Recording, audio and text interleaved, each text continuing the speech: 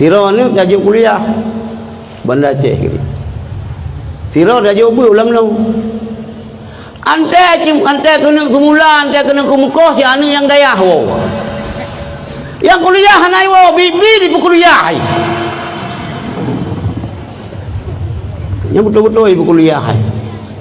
Hana wo ji. Sebab tengah nyusun, sebab tengah putrai ke ujian putrai silah kuliah.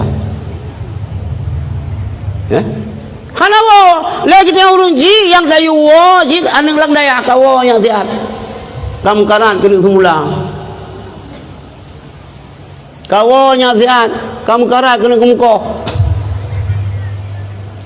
Ujung-ujung ji duduk pusalah dan lang daya. Betul ada ke kuliah. Tamah le thon ru S2, 2 thon ru. Le thon ru S2 tamah 2 thon ru. S3 ti kurang thon ka bere. Ka 15 thon kayak beu cetrung sapu tanjir tu. Pandai je itu mah. Semula pi jiwa ku mukoh pi jiwa. Kena kawin ka ya ko huram triang piji.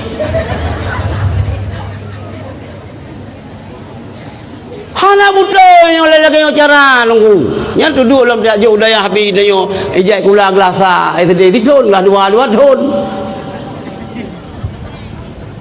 Lapa buat tahun dan tamang guru baru kan dan mesti nak terus murid baru pindah kenapa kita baik tamang ji bedah ji fikir guru. Memang pikiran pergi lu pana guru yo. Hana keadilan nunggu. Padahal ke agama yang tamabeh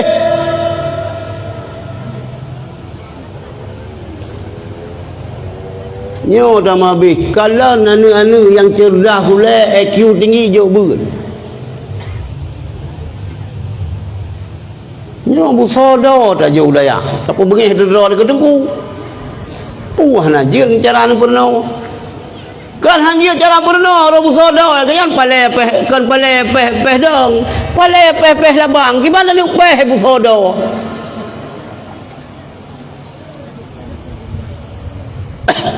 yan